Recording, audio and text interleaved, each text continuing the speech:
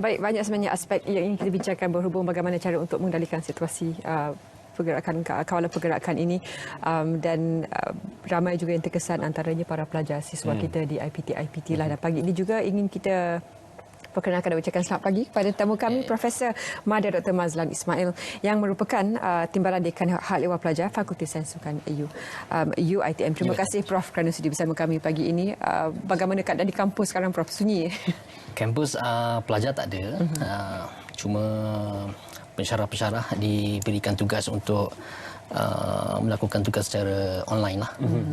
Dan sebentar tadi kita ada bincangkan sedikit tentang pembelajaran dalam talian dan kaedah-kaedah yang digunakan di negara-negara lain. Bagaimana pula dengan atlet-atlet kita? Adakah juga ada kaedah untuk memastikan mereka sentiasa bersiap sedia, berkeadaan fizikal yang baik, menggunakan kaedah-kaedah atas talian? Okey, terima kasih. Saya rasa sudah sampai masanya coach atau jurulatih menggunakan keempat-empat komponen-komponen ini untuk kejurulatihan, iaitu teknik, tactical, fizikal dan psikologi. Seperti kita tahu, dalam kajian, beratur-atur kajian mengatakan psikologi memain peranan penting dalam latihan fizikal. Okey. So terdapat banyak latihan-latihan mental.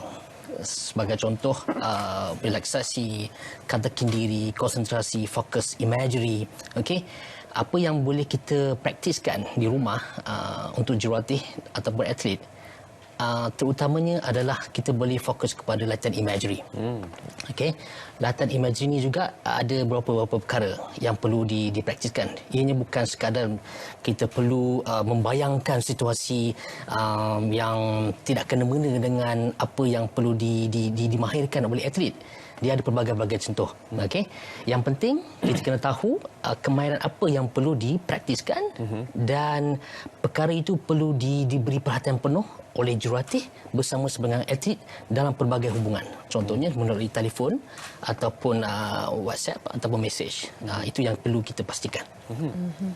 Dalam situasi yang bukan krisis sekalipun, atlet-atlet ternama seperti Tiger Woods dan sebagainya, ada waktu sebelum sesuatu ataupun kadang-kadang tengah-tengah championship pun, tengah-tengah pertandingan itu beliau menelefon pakar motivasi bagaimana untuk terus konsisten dalam prestasi beliau. Sekiranya ada sampai satu blok dalam game tersebut yang beliau rasa macam beliau tidak mencapai tahap optimum.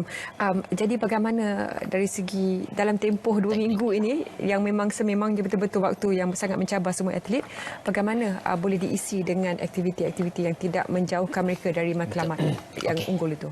Okey, saya mengharapkan supaya jurulatih-jurulatih di luar ataupun atlet menonton bersama rancangan RTM ni. Okey, ada 3 teknik dalam imagery ya. Dalam imagery, teknik bayangan. Pertama, kita perlu sebagai jurulatih, kita perlu memastikan yang atlet kita tu faham kemahiran apa yang perlu dimahirkan. Okey, teknik yang pertama, kita kena pastikan atlet itu menulis skrip tersebut. Okey, menulis skrip. Dalam ketika dia menulis skrip tu, kita kena pastikan yang emosi atlet itu pun berada dalam keadaan yang bersedia. Okey. Untuk memudahkan lagi, kita boleh biarkan supaya atlet itu memakai baju seperti baju competition, baju pertandingan tu, dan sambil menulis skrip tersebut mengikut kemahiran-kemahiran yang ingin dilaksanakan. Okey, bukannya secara keseluruhan pertandingan tersebut. Contohnya kalau sukan memanah, bukannya secara keseluruhan daripada berdiri, angkat bow dan terus shoot. Dia kena step by step, satu persatu. Kita kena mahirkan dari situ. Itu lagi skrip.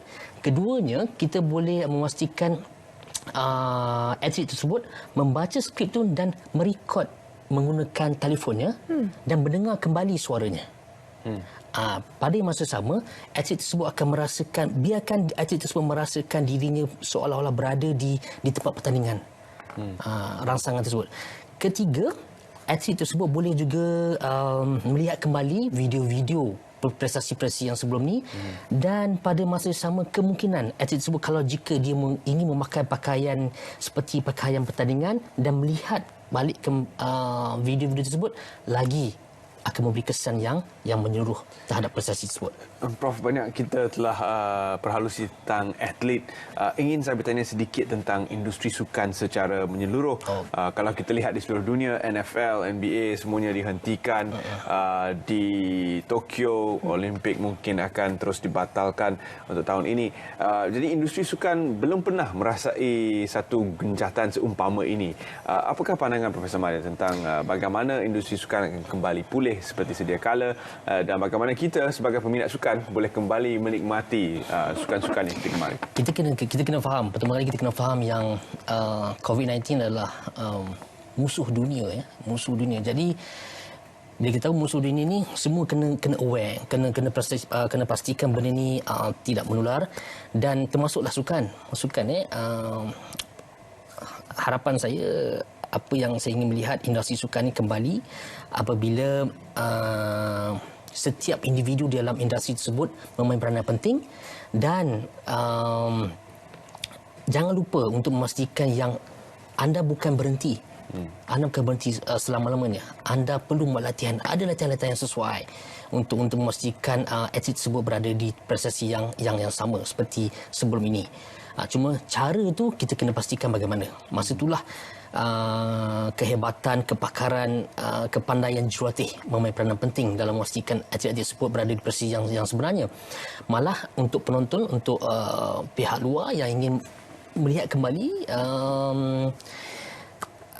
sukan-sukan tersebut, dan just tunggu je, dan kita pastikan atlet tersebut sentiasa dalam keadaan yang sentiasa berprestasi tinggi. Dalam pada itu kita pun tengok rerun je lah sambil menunggu kita juga ingin tanyakan bahan sebenar kembali. Betul, kita juga ingin tanyakan tentang support system ataupun sistem sokongan. Duduk di rumah, itu yang penting. Tetapi kita sedang berbincang tentang atlet pada ketika ini bersama dengan tetamu kita Profesor Maria, dan sebentar tadi kita ada juga menyebut bahawa terdapat beberapa acara di seluruh dunia yang sedang dihentikan, dibatalkan dan sebagainya. Bagaimana keadaan mental atlet-atlet kita yang terlibat dalam acara-acara tersebut seperti Olimpik? Apakah yang sedang mereka alami pada ketika ini? Okey, saya juga merupakan mental trainer untuk salah seorang atlet yang membuat persediaan ke Olimpik, ya. Apa yang dilakukan sekarang, saya faham sangat. Atlet ada dua tekanan, ya. Satu dalam dalaman atau luaran. Dalaman ni kemungkinan besar pertama dia dah buat latihan bertahun-tahun, tetapi tiba-tiba dia kena berhenti dan duduk di rumah. Okey, itu satu perasaan tertekan kat situ, mesti ada. Kedua, tertekan kemungkinan dia ingin memperbarui prestasi-prestasi dia. Dan yang di luarannya pula kemungkinan dia rasa tertekan daripada orang luar. Contohnya jurulatih, contohnya pihak pengurusan yang sentiasa memaksa atlet tersebut supaya berada di dalam prestasi yang terkini. Okey. Apa yang saya nasihatkan di sini, jangan risau, sebab banyak latihan yang kita boleh buat di rumah sebenarnya. Banyak-banyak medium-medium yang kita boleh gunakan. Okey, yang paling utama adalah fitness. Fitness, physical dia paling utama. So kita boleh buat fitness kat rumah anytime, pada masa. Yang kedua, psikologi. Masa inilah kita menggunakan teknik-teknik psikologi yang telah ada. Okey, itu yang paling penting sekali. Saya mengharapkan supaya atlet-atlet yang membuat persediaan, sama ada nak ke Olimpik ataupun Sukma, sentiasa berada dalam keadaan yang bersedia. Anytime kita akan kembali, dan masa itulah anda kena cuba sedaya upaya untuk kembali ke prestasi yang sebelumnya. Sebelum kita bawakan sistem sokongan ataupun faktor support system keliling tu, Prof, bagaimana pula pesanan ataupun apa yang Prof boleh kongsikan kepada para jurulatih? Okey, kepada jurulatih yang pernah